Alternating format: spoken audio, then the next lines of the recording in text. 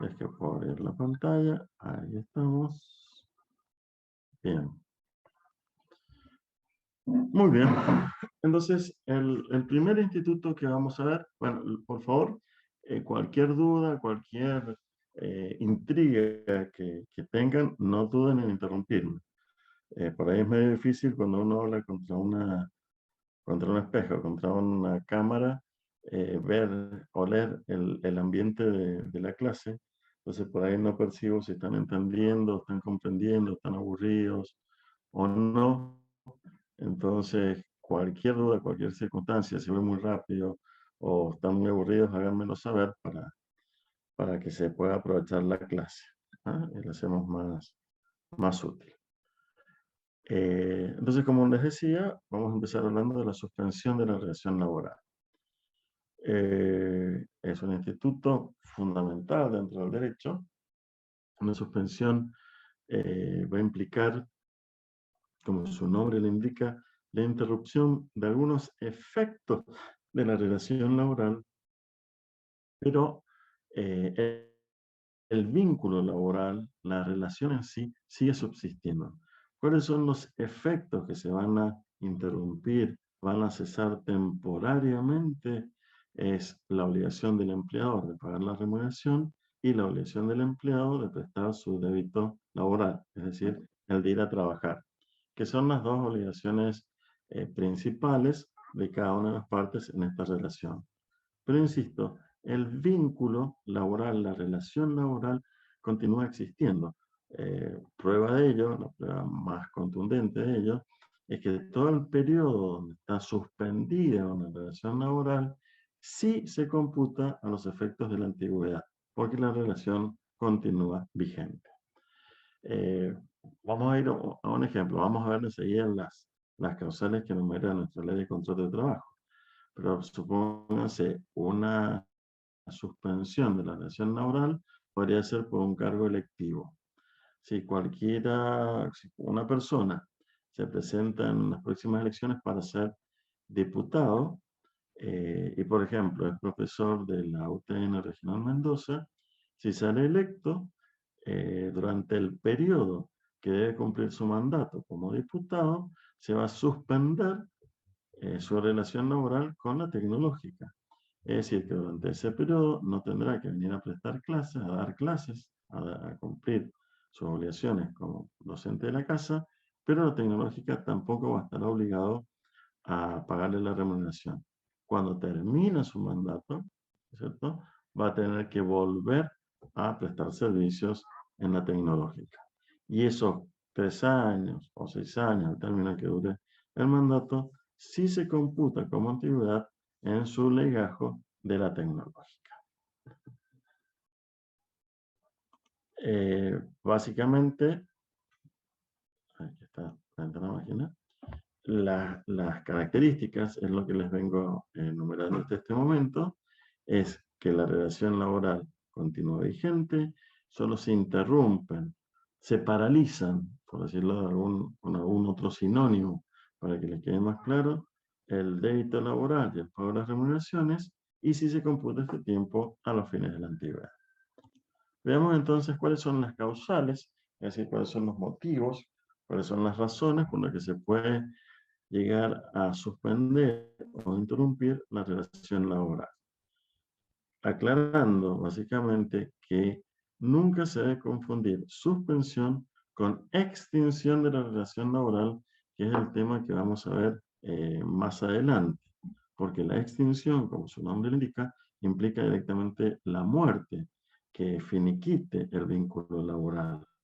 Y obviamente ya no van a tener ningún efecto de esa relación porque ya el vínculo no existe, que no es el caso de la suspensión. ¿Ah?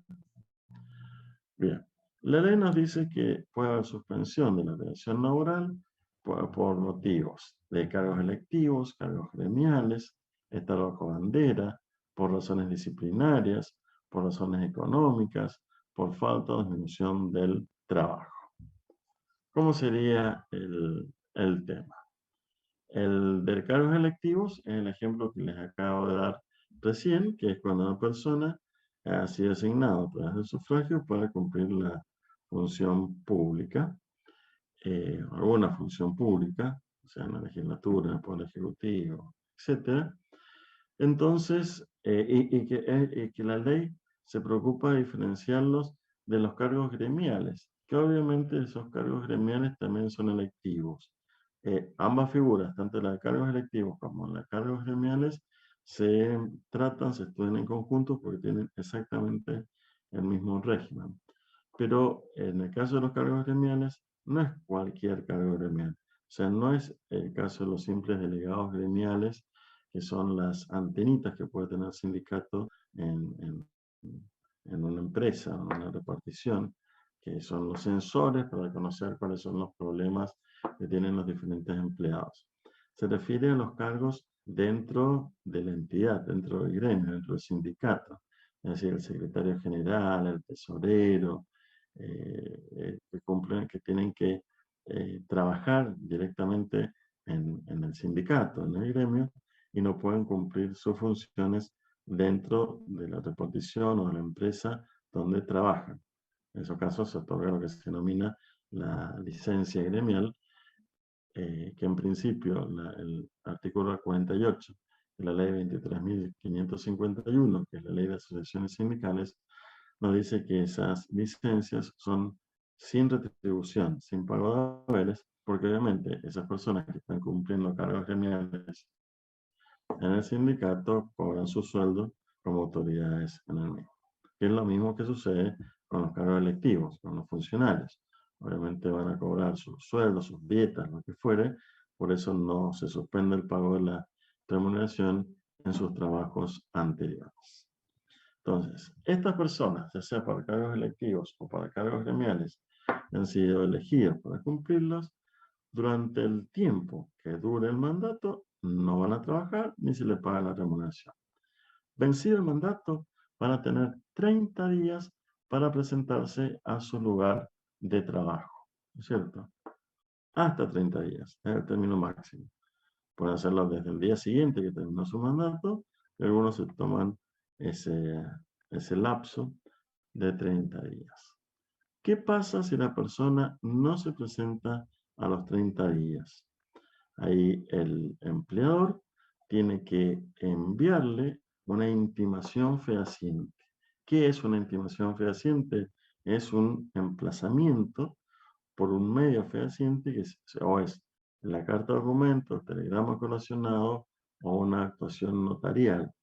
¿Y por qué fehaciente? Porque se busca tener certeza, seguridad de que la persona está enterada, que está noticiada, de que se lo está invitando o se le está exigiendo volver a su lugar de trabajo. Ojo con los términos. Es intimación, que no es lo mismo, por ahí ustedes se confunden, dicen intimidación. Intimidación es otra cosa, es la extorsión, la amenaza. Esto es intimación, es intimar. Tampoco significa tener relaciones. Intimar es lo mismo que emplazar, es decir, darle un término en días para que la persona, el empleado en este caso, se presente a su lugar de trabajo, a su puesto de revista. El plazo de esta intimación, la ley no lo establece. Generalmente se establece un plazo prudencial, teniendo en cuenta la característica de trabajo. No es lo mismo si yo tengo que emplazar a alguien que fue, supóngase, diputado y su puesto de planta en la casa de gobierno y vive en el barrio Bombal, pues dándole 24, 48 horas es un tiempo más que sobrado para que esté noticiado y que tome los recaudos para presentarse en su lugar de trabajo. Diferente es si la persona se tiene que presentar en ingeniería industrial, petrolera, supóngase, en una mina en Santa Cruz, en la provincia de Santa Cruz, que tiene domicilio acá en la ciudad de Mendoza. Ahí habrá que darle por lo menos 72 horas para que esta persona pueda acomodar sus cosas y poder cumplir ese emplazamiento que se le ha dado. Una vez que la persona recibe esa notificación fehaciente, pueden ocurrir dos cosas. Que la persona se presente a trabajar y en ese caso continúa la relación como si absolutamente nada hubiera sucedido. comienza con su débito laboral y se le pagan las remuneraciones. Y lo otro que puede suceder es que no se presenta a trabajar. En ese caso, se configura o tiene lugar una figura, una causal de extinción de la relación laboral que se llama abandono de trabajo, que la vamos a ver más detenidamente enseguida, que se equipara a la renuncia. La diferencia está que se puede inferir, se puede interpretar esa renuncia por la conducta del trabajador. Si ha noticiado que se le está llamando a trabajar, no va a trabajar, quiere decir que no tiene interés en trabajar. Si no tiene interés, se puede dar por extinguida la relación laboral sin derecho a indemnización. Entonces, para extinguir la relación laboral, tengo que enviar una segunda notificación fehaciente, es decir, repito, carta documento, telegrama colacionado o a través de un escribano, de notario, donde doy por extinguida la relación laboral. La otra figura que tenemos aquí es el estar bajo bandera. El estar bajo bandera es porque la ley 20.744 es muy vieja, del año 74, cuando todavía está en vigencia la ley del servicio militar obligatorio, que es una ley que se había dictado durante la presidencia de Carlos Pellegrini y que rigió hasta la presidencia de Carlos Menem, en el 95, por ahí, más o menos. Y esto exigía que los ciudadanos varones a los 18 años tenían que hacer la conscripción porque había que instruírselos en las armas, en las 3 armas, tierra, mar y cielo, para la defensa del país. Pero actualmente sabemos que no existe el servicio militar obligatorio, pero sigue vigente la figura para el caso, para el supuesto que hubiera un conflicto bélico, que tuviéramos una guerra. En ese caso, si existiera una guerra, ya podría darse esta suspensión, tanto para los hombres como para las mujeres, y la suspensión sería por el lapso, por el tiempo que dure ese conflicto bélico, y concluido el conflicto bélico, quien tendrá 30 días para presentarse a su lugar de trabajo. Y después sigue exactamente el mismo régimen que vimos recién para cargos selectivos y cargos gremiales. ¿Mm? Ahora bien, vamos a una causal de suspensión que quizás les es más familiar o más común o que eventualmente les puede llegar a tocar, que es la suspensión por razones disciplinarias. Ustedes recordarán que cuando hablamos de los requisitos naturales del contrato de trabajo, dijimos que el requisito principal, el que lo distinguía de las otras figuras, como era el contrato de obra o el contrato de servicios, es la subordinación, esa relación de dependencia que hay entre empleado y empleado, y que esa dependencia era técnica, era económica y era jurídica, y que dentro de la subordinación jurídica se incluía las potestades sancionatorias que tiene el empleado, que no se da en ningún otro contrato. Los otros contratos, si la otra parte no cumple, se resuelve el contrato, se extiende el contrato y se reclaman por último daños y perjuicios. Pero no se lo puede castigar, no se lo puede sancionar a la contraparte. En la relación laboral sí.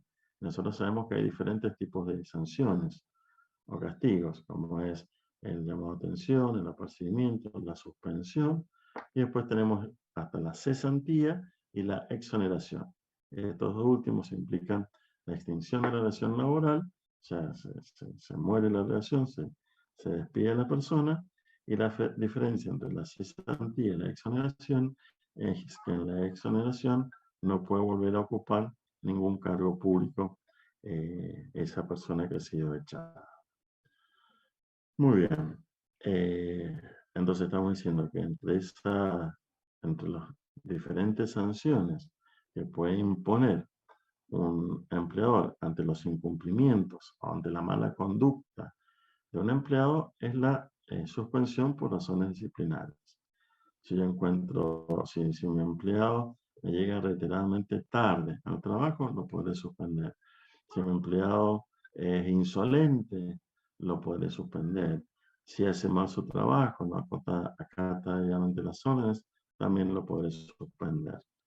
En la cantidad de tiempo que dura la sanción está estrechamente vinculado a la gravedad de la sanción. Tiene que haber un equilibrio entre la falta y el castigo. Es decir, si la primera vez que lo tengo que sancionar porque llega siempre tarde, le pondré 1, 2, 3 días de suspensión, porque eso ya es suficientemente doloroso para el empleado, porque significa que durante 3 días no va a ir a trabajar, pero se le van a descontar esos 3 días. O sea, se ve afectado su bolsillo. Ahora, si reitera su conducta, insiste en esa conducta o es insolente, pues bien, le podré poner un mayor número de días y para sancionarlo. Ahora bien, para que esa suspensión por razones disciplinarias sea válida, tiene que cumplir 3 requisitos sí o sí, que son indispensables. Es que sea notificada por un medio fehaciente, repito, el medio fehaciente es la forma por la cual se puede acreditar que el empleado tuvo noticia, supo que estaba siendo sancionado, es la carta documento, el telegrama colacionado o a través de un escribano.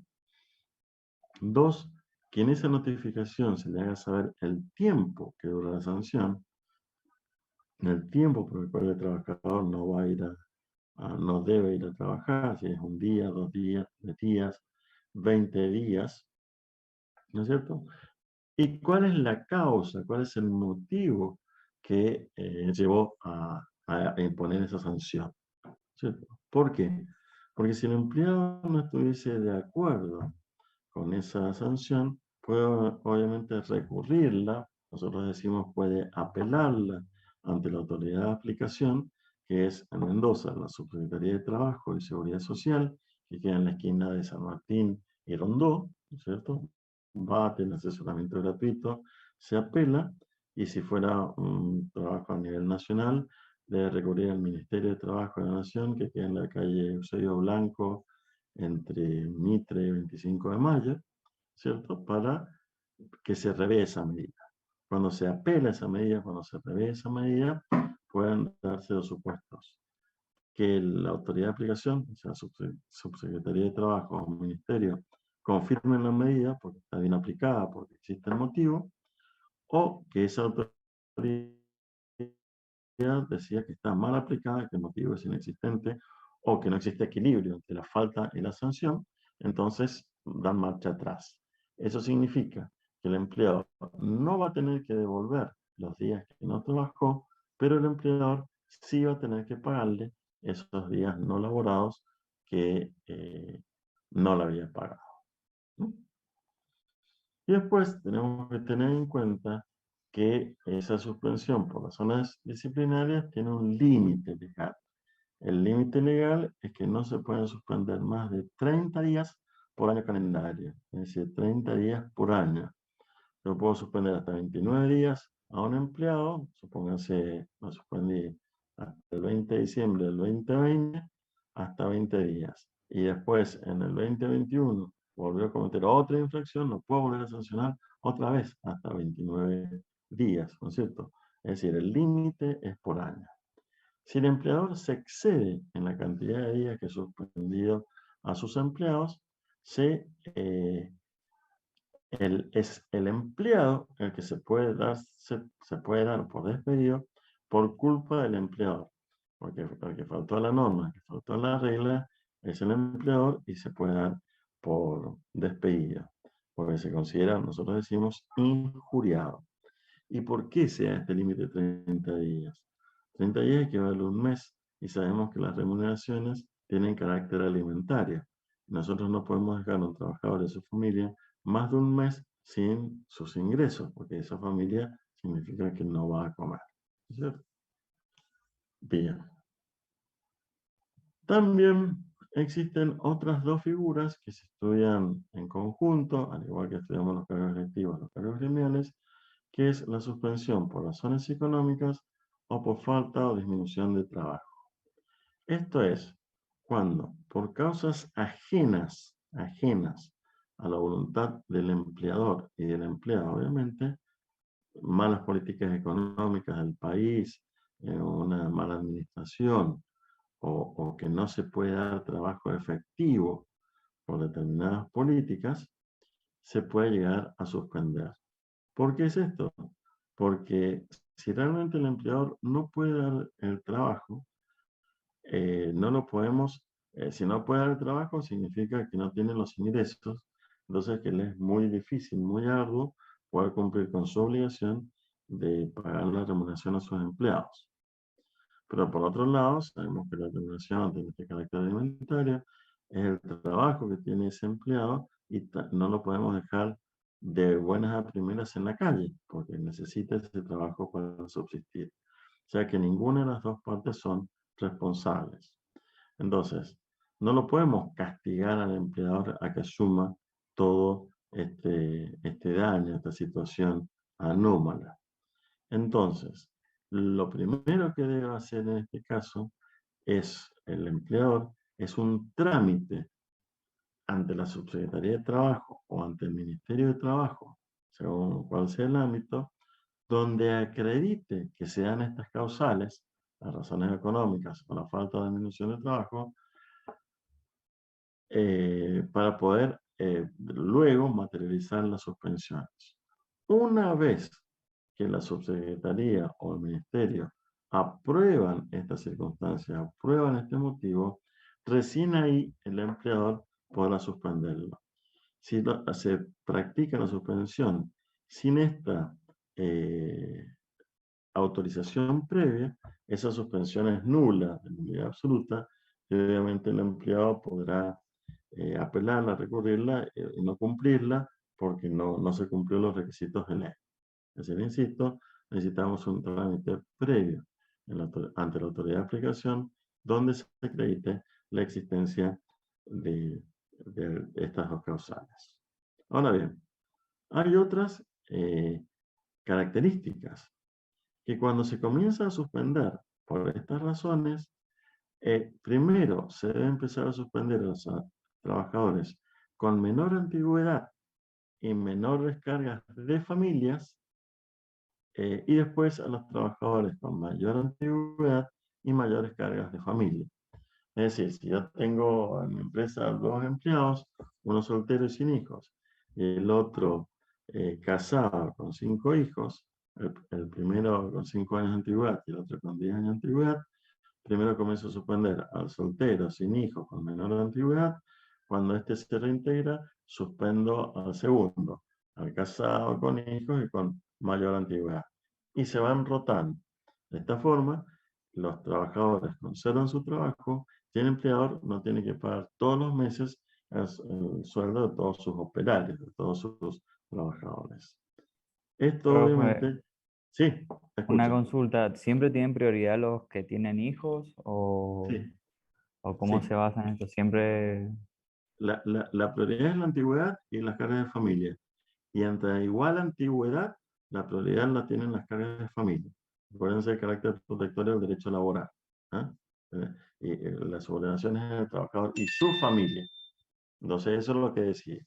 Las cargas de familia es lo que lo determina. ¿Quedó claro, Juan? sí, profe, gracias. Ok, bien. Esta suspensión también va a tener un límite en el tiempo que no se pueden suspender más de 75 días por año calendario. Entonces, por razones disciplinarias, el máximo es 30 días por año calendario. Razones económicas o falta de disminución del trabajo son 75 días por año calendario. A todo esto hay que agregar un límite más que nos establece la ley, que es la suma de las suspensiones, cualquiera sea su naturaleza, ya sea razones disciplinarias o falta de disminución de trabajo, nunca pueden superar los 90 días por año calendario, que son 3 meses, ¿no es cierto? Porque puede ser que yo tenga un mismo empleado que lo tenga que suspender por razones disciplinarias, porque acosó a un compañero de trabajo y después lo tengo que suspender porque hay falta de suspensión o disminución de trabajo. Entonces la suma de esas dos suspensiones que tienen naturaleza distinta nunca puede superar los 90 días, porque si superasen los 90 días se va a extinguir la relación por culpa del empleador. Es decir, repito, el trabajador se va a ver injuriado y se da una de las causales que nosotros conocemos como despido indirecto.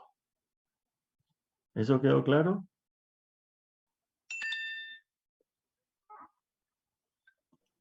Sí, profe. Sí, buenísimo. Bien. Profe, con el tema de los cargos gremiales, una vez que Sí, supera los 90 días, ya es como, o sea, si no presenta la no, renuncia. no, el límite de los 90 días es para las últimas figuras que hablamos. Ah, listo. Juan. Es decir, razones disciplinarias, razones económicas y falta de disminución de trabajo. No es para los cargos gremiales ni electivos, ni cuando estás bajo bandera. Ahí no tenés ese límite de ninguna forma, porque ahí la suspensión es mucho más extensa, pueden ser años la suspensión. Cargos electivos son 3 años, 4 años, si te eligen para gobernador, suponete. ¿Mm? Bien, fantástico. El otro tema que habíamos dicho que íbamos a tratar es el tema de la extinción de la relación laboral, que es una figura totalmente diferente de la suspensión, pero vamos a ver que hay puntos que se tocan. Por ejemplo, cuando hablamos recién de que el trabajador no se reintegraba después que había terminado su mandato, eh, que se podía llegar a extinguir por abandono de trabajo. O sea, que están todas íntimamente vinculadas. O cuando dijimos que el trabajador podía considerarse injuriado y podía considerarse despedido si se excedían estos límites legales para la suspensión. Pero bueno, son figuras totalmente diferentes. Yo les quise hacer una analogía, un parámetro de aspectos que nos interesan que les queden claros. Así como la relación laboral no es sinónimo del contrato de trabajo, la suspensión laboral no es sinónimo, o no es igual, no es lo mismo que la extinción de la relación laboral. ¿Se acuerdan que cuando hablamos de relación laboral, que simplemente ponen la fuerza de trabajo a disposición del empleador a cambio de una remuneración, esta puede existir con o sin contrato de trabajo? ¿No es cierto? En cambio, el contrato de trabajo implica necesariamente una relación laboral, es decir, que hay una relación de género-especie. Pero la suspensión laboral simplemente es la interrupción de alguno de los efectos de la relación laboral, pero de ninguna forma significa la extinción, la muerte que finiquite el vínculo laboral. Recién vimos la primera, esta interrupción de los efectos. Ahora vamos a ver la segunda, la extinción y cuáles son sus consecuencias. La principal consecuencia que yo les diría es de determinar cuál es la causal para saber si corresponde o no el pago de una indemnización. Ustedes se preguntarán, ¿qué es una indemnización? La indemnización es una retribución, es un pago que se le hace al trabajador cuando se extingue la relación laboral por culpa del empleador, porque no se puede quedar un empleado por esa subordinación económica que existe entre empleador y empleado de un día para otro sin su salario, sin sus ingresos, porque es el trabajador y su familia las que se quedan desprotegidas. Obviamente, no siempre cuando se extingue, cuando muere una relación laboral, corresponde esta indemnización, porque muchas veces puede atender a una decisión propia del empleado. Entonces no tenemos que castigar al empleador con el pago de esta remuneración. Generalmente, como les dije recién, corresponde cuando es una decisión unipersonal del empleador de dar por extinguir esta relación que lo toma por imprevisto al empleado. También vamos a tener que diferenciar cuál sea la causal de extinción de la relación laboral para ver si se va a pagar la indemnización completa, que es la que prevé el artículo 245 de la Ley de Contrato de Trabajo, o la media indemnización, que es la que prevé el artículo 247 de la Ley de Contrato de Trabajo. La indemnización completa, este artículo prevé que es que se debe pagar un mes de sueldo por año de antigüedad y o fracción mayor de 3 meses. ¿Esto qué significa? Que si yo tengo una antigüedad de 3 años y me despiden, me van a tener que pagar 3 sueldos. Pero si yo tengo una antigüedad de 3 años y 4 meses, me van a tener que pagar 4 sueldos, porque supero la fracción igual o mayor a 3 meses que dice el precepto.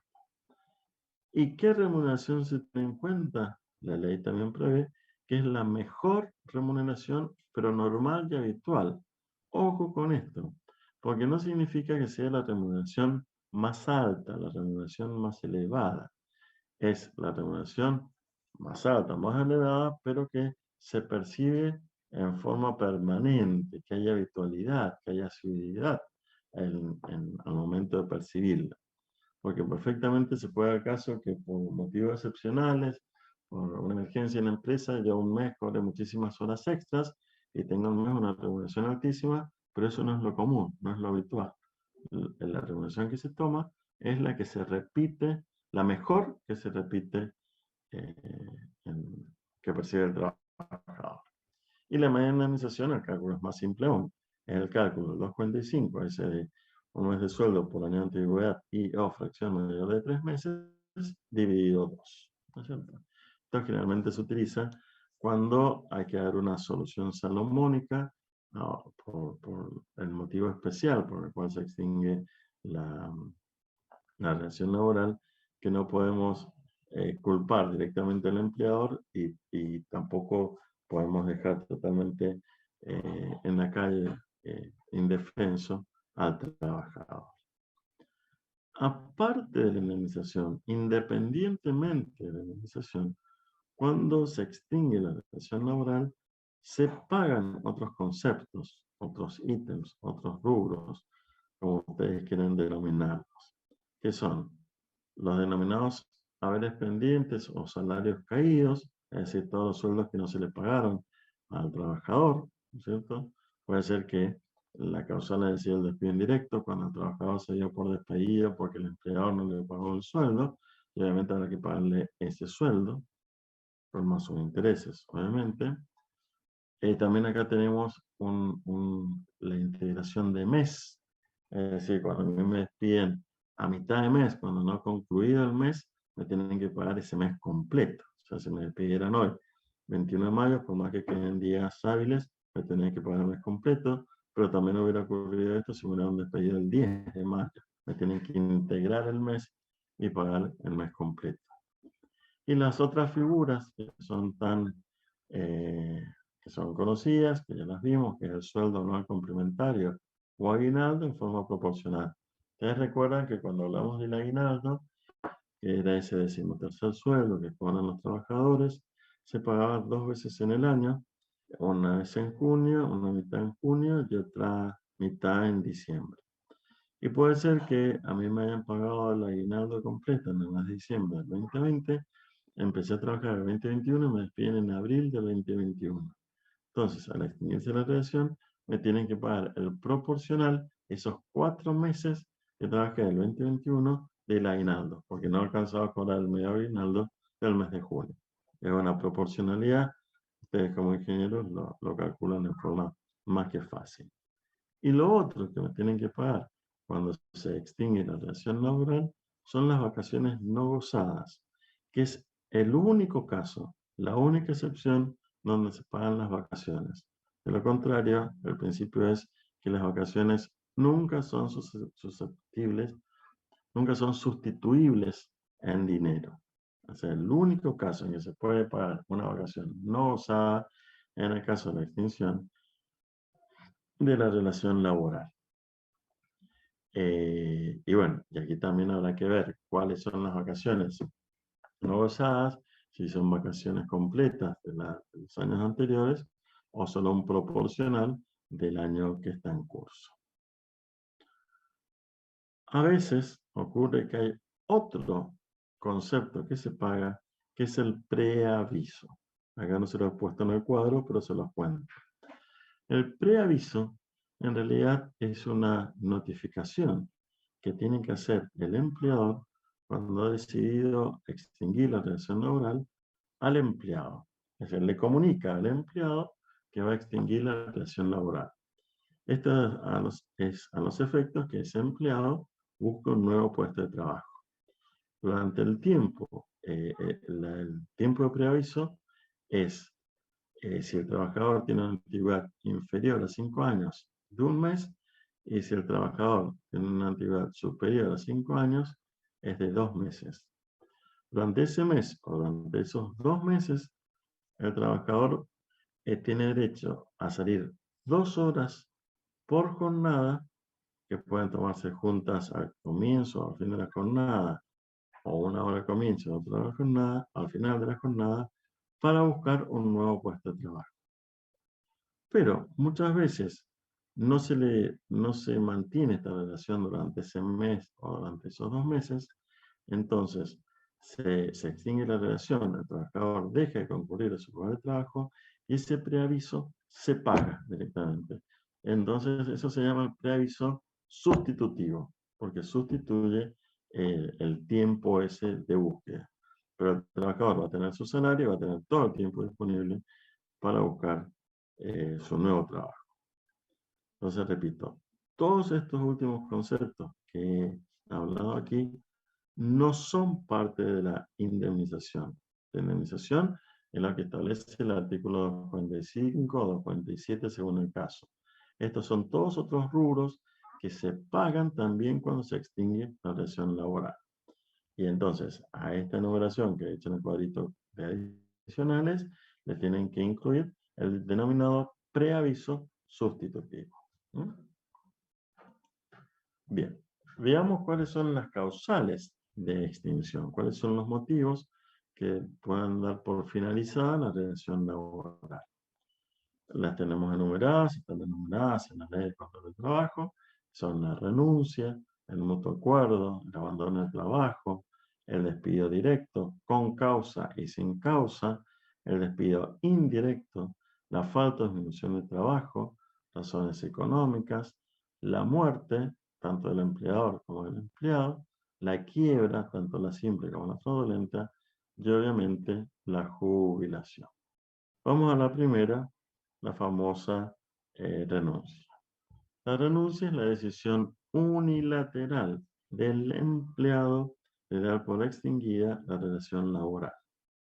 Aquí no participa el empleador, sino que es una decisión autónoma, propia del empleado.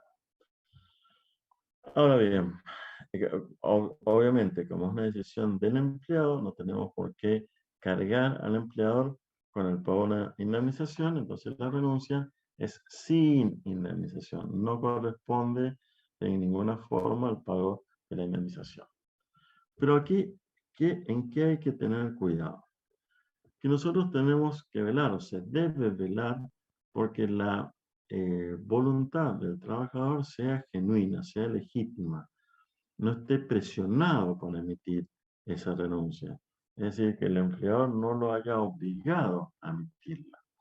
Razón por la cual, para que la renuncia sea válida, solo lo será si se realiza también por un medio fehaciente. ¿Cuáles eran los medios fehacientes?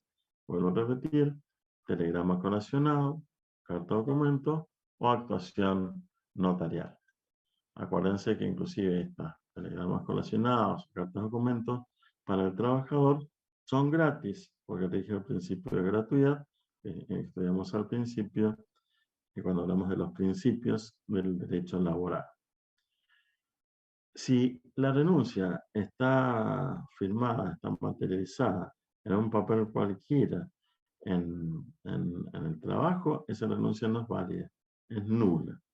Para que sea válida, tiene que ser por medio fehaciente.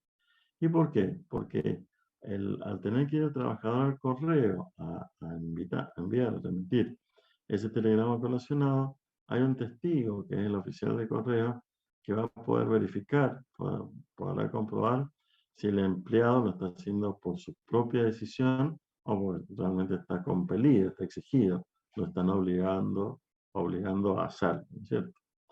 Entonces, cuando la denuncia es emitida por el medio fehaciente, es válida y no corresponde indemnización. Después tenemos el mutuo acuerdo.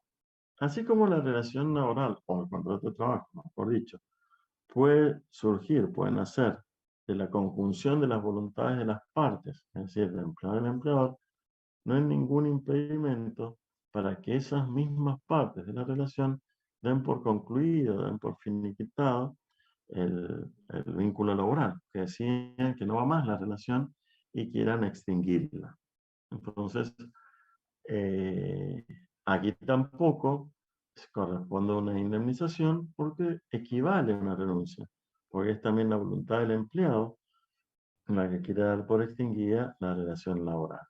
Pero ojo, acá también tenemos que verificar, tenemos que asegurarnos, tenemos que garantizar que la decisión de ese empleado sea legítima. Entonces, para que un mutuo acuerdo, una extinción laboral por mutuo acuerdo sea válida, tiene que ser emitida ante un oficial público o ante un escribano público.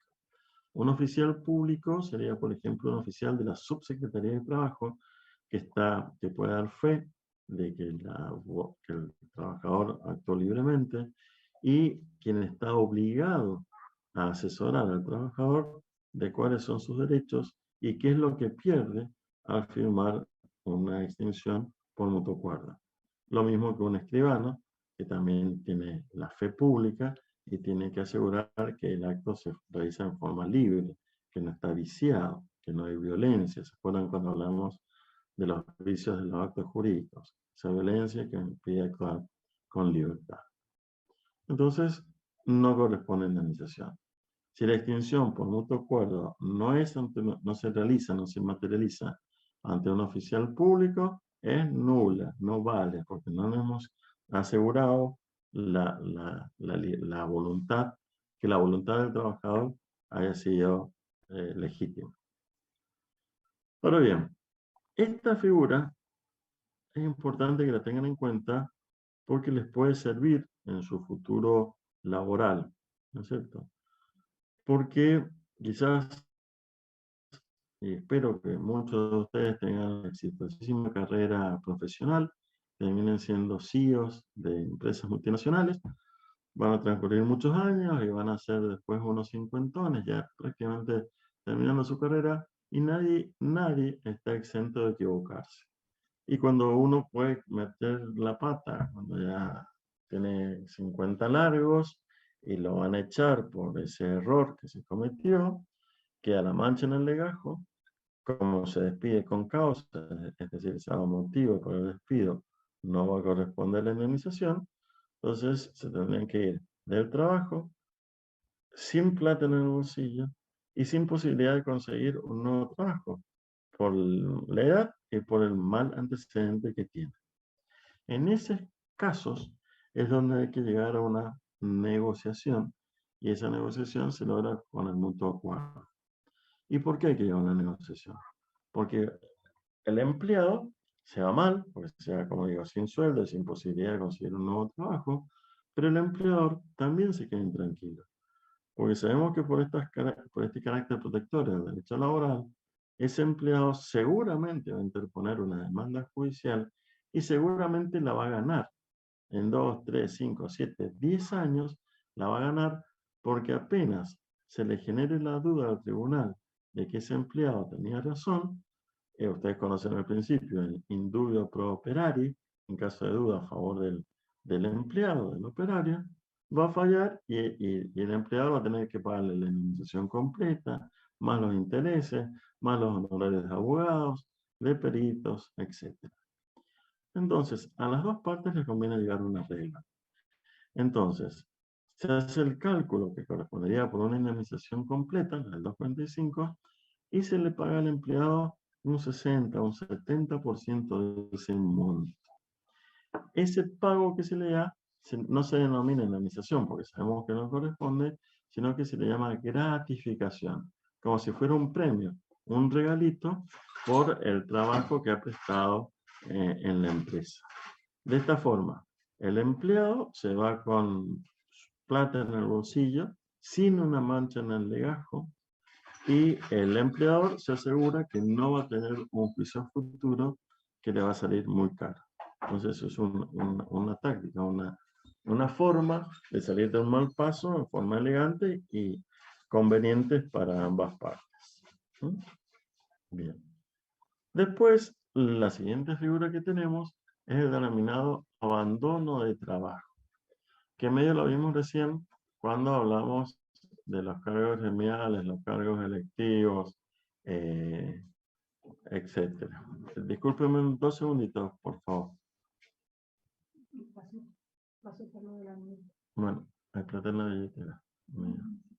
Bueno, el abandono de trabajo. ¿Se recuerdan cuando hablamos de cargos electivos y cargos gremiales? Dijimos que si no se presentaba el trabajador, lo teníamos que intimar, lo teníamos que emplazar a que lo hiciera, y si no lo hiciera, incurría en abandono de trabajo.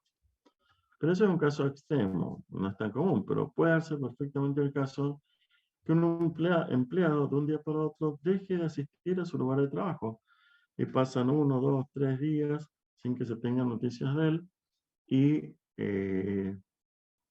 obviamente no hay ni una licencia por enfermedad, ni una licencia por matrimonio, ni licencia por maternidad, ni licencia por estudio. No hay ninguna justificación a esa ausencia. Entonces, ¿qué debe hacer el empleador? Emplazarlo, intimarlo en forma fehaciente a ese empleado que se presente a trabajar, y ya dijimos que tenía que ser por un tiempo prudencial que no establece la ley de contrato de trabajo. Se lo debe determinar el empleador conforme las características especiales del trabajo, los domicilios, etc.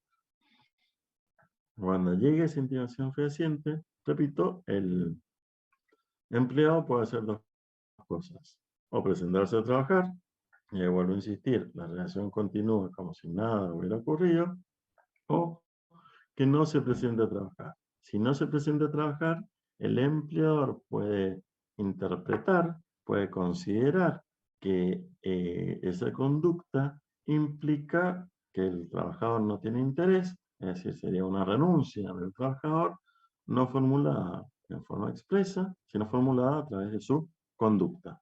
Aquí hablamos del contenido fáctico del derecho laboral. Entonces, el empleador va a mandar un segundo telegrama relacionado dando por extinguida la relación laboral. Y como esta figura se asimila a la renuncia, no corresponde el pago de la indemnización. Después tenemos el famoso despido directo, que lo más común es la decisión unilateral del empleador de dar por extinguida esa relación laboral. En este caso hay que distinguir si esa decisión estuvo motivada, es decir, si hay alguna causa para despedir al empleado, o si no está motivada, si es sin causa. No existe razón o motivo para extinguirlo. Cuando el despido es con causa, por ejemplo, si encontré al empleado robando, o venimos de unas seguidillas de incumplimientos que empecé a sancionarlo con un llamado de atención, apercibimiento, suspensión por 2, 3, 10, 20 días y no reaccionó, ya quiere decir que ese empleado no se puede corregir y puedo extinguir la relación por culpa del empleado, porque no cumple la subordinación técnica, las disposiciones del empleado. O porque es insolente, o porque se comete, como dije recién, acoso a alguno de los otros sus compañeros de trabajo, etc. Como hay el motivo que genera la decisión del empleador es la conducta, o mejor dicho, la mala conducta del empleado, no corresponde indemnización, es sin indemnización. Ahora bien, puede ser el caso que sea un excelente empleado y el empleador, o porque se le cruzó o por razones de administración de la empresa, decida dar por extinguida la relación. En ese caso, sí lo puede hacer, pero le deberá pagar a ese empleado la indemnización completa, es decir, la indemnización del artículo 245 de la Ley de Contrato de Trabajo.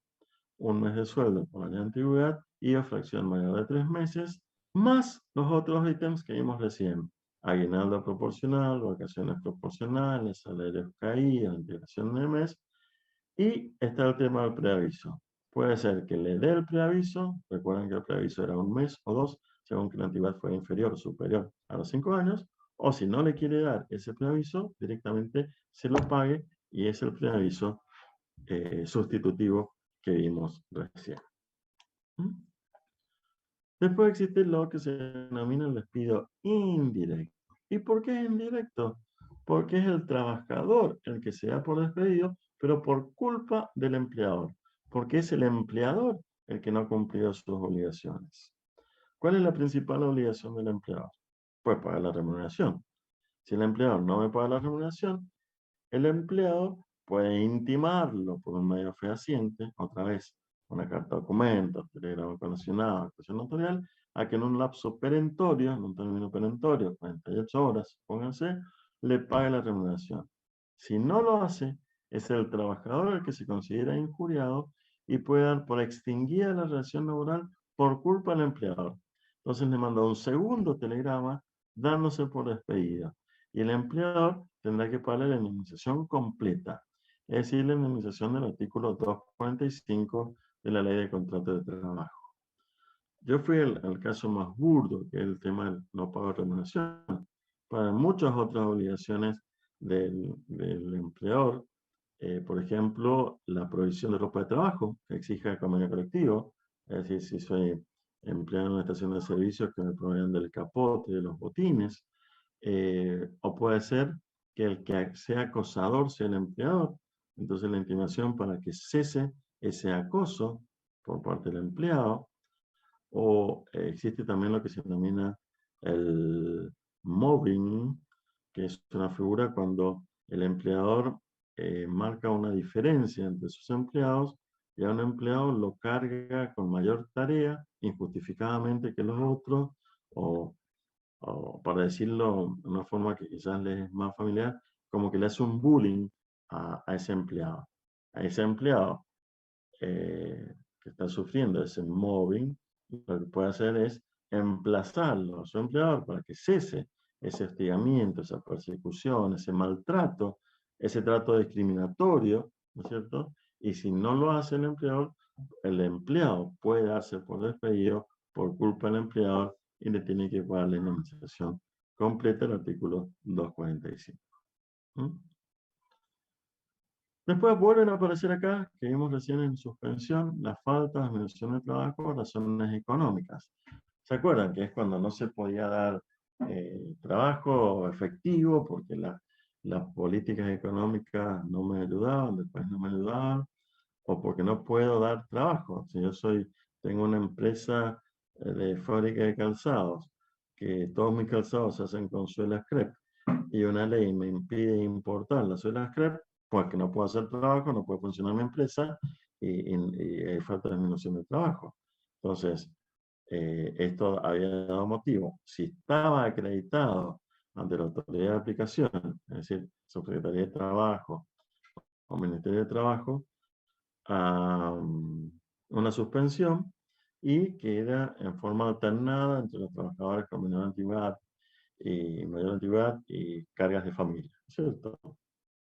Pero esta situación no puede perdurar indefinidamente, porque no es justo para ninguna de las dos partes. No es justo. Ni para el empleador, es como esa obligación de mantener la empresa cuando no tiene trabajo para dar, o las políticas económicas no se lo permiten, ni tampoco es justo para un empleado que lo suspendan de vez en cuando y se queda sin sus ingresos. En ese caso, se puede extinguir la relación laboral, pero como no es culpa de ninguno de los dos, se paga la media indemnización. Es una solución salomónica. Se parte por la mitad. Serían las cargas compartidas, el esfuerzo compartido. Es decir, porque el empleador no es responsable, pero el empleado tampoco. Entonces el empleado se va con algo de plata y no es tan gravoso para el empleado. ¿Sí? Después tenemos la muerte, que van a causar la extinción que obviamente nadie quiere, que puede ser tanto la muerte del empleado como la muerte del empleador. Recuerden que en la relación laboral siempre una de las partes es una persona humana, que es el empleado, y la otra parte puede ser tanto una persona humana como una persona jurídica. Entonces puede darse el caso que se muera la secretaria del abogado, la enfermera del médico, la protecista del dentista, o puede darse el caso que se muera el médico, el abogado o el dentista. En los dos casos va a corresponder el pago de la indemnización, ¿no es cierto? Si se muere la persona que trabaja, el patrón le va a tener que pagar a sus deudos la indemnización, y en el caso que se muere el patrón, sus deudos le van a tener que pagar al empleado la indemnización. Pero, como no es una causal querida, buscada, perseguida entre las partes, sino es un tema de la naturaleza, también se paga la media indemnización. Es decir, el artículo 247 la ley de contrato de trabajo, como la solución más justa, más ecuánime, para paliar esta situación no querida, no buscada por ninguna de las partes. Después tenemos la quiebra. ¿Se acuerdan la quiebra? Hablamos de quiebra cuando hablamos de objeto de derecho, que era esta cesión de pago, cuando el deudor no podía afrontar sus obligaciones y que tenía diferentes tipos de acreedores, los acreedores privilegiados, que eran aquellos que tenían la preferencia para cobrar antes que otros, y los acreedores comunes o quirografarios, que eran los que cobraban después. Cuando llegamos a la situación de quiebra, significa que se tienen que resolver, que se tienen que vender todos los bienes del quebrado para hacer frente a sus deudas. Y acuérdense que dentro de los privilegios están precisamente los créditos laborales por el carácter alimentario que tienen estos créditos.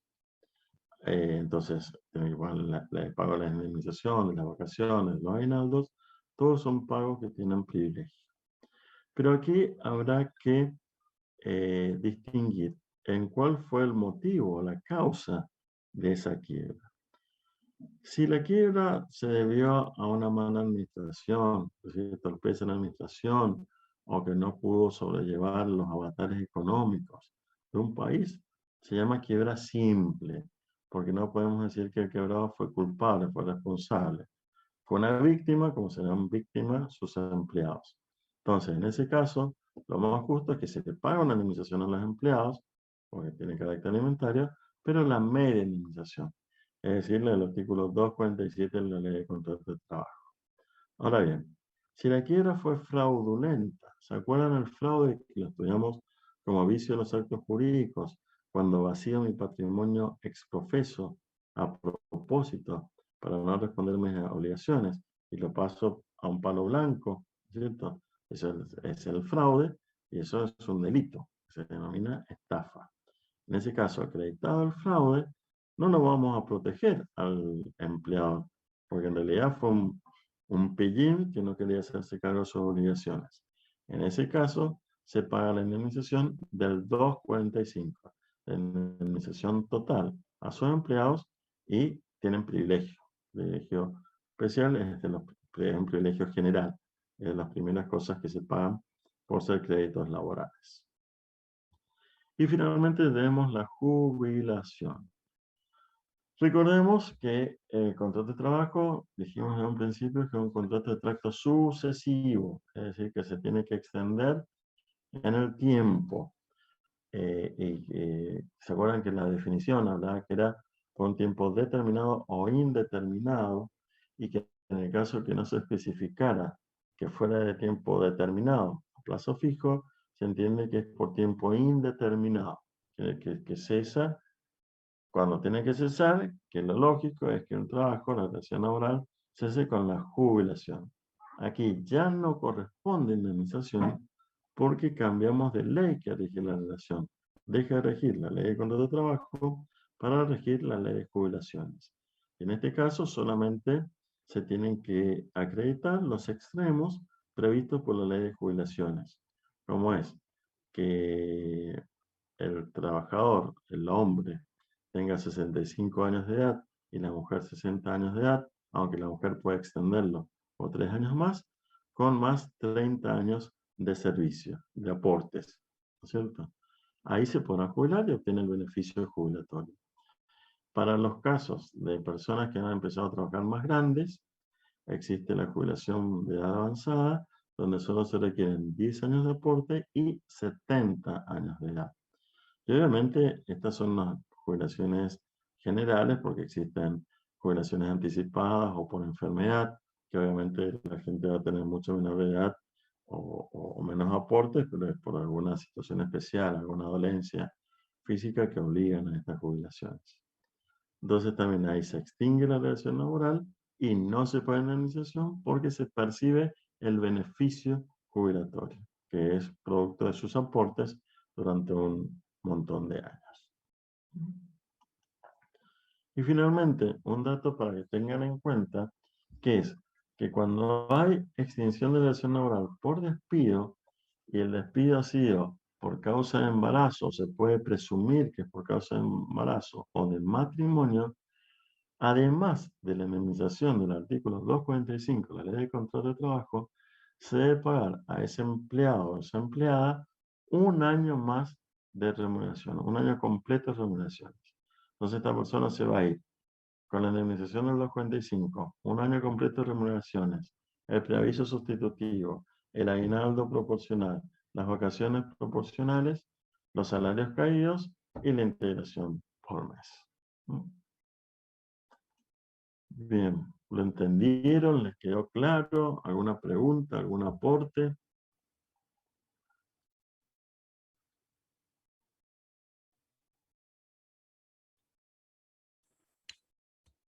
No, profe, quedó bastante claro. Quedó bastante claro. Ese bastante me preocupa, Juan. ¿Quedó claro? No, cualquier duda, pregunta. Gracias, Franco. ¿Ninguna otra duda? Bien. Entonces, chicos, nos va a quedar por ver nada más que un tema de derecho laboral que se va a ver la semana que viene, que es ley de riesgo de trabajo y aseguradora de riesgo de trabajo. Vayan estudiando todos estos temas que hemos visto. Se les vamos a comunicar por WhatsApp, posiblemente les pasemos algunos prácticos, etcétera, cuándo sería alguna evaluación previa al parcial, ¿no es cierto? Pero vayan estudiando, ahora que vamos a estar todos encerraditos, parece, van a tener oportunidad de estudiar tranquilos. Cualquier duda o consulta nos avisan, o en hora de consulta, que van a estar, porque todo lo que es virtual se continúa, y obviamente por el grupo de WhatsApp. ¿Ok? Muy bien. Entonces, Listo, profe. esto sería todo por hoy. Nos vemos la semana que viene. Que descansen y que tengan un feliz Día de la Patria el 25, el martes 25. Abrazo grande. Muchas gracias, buenas tardes, profesor. Ya, profe, bueno.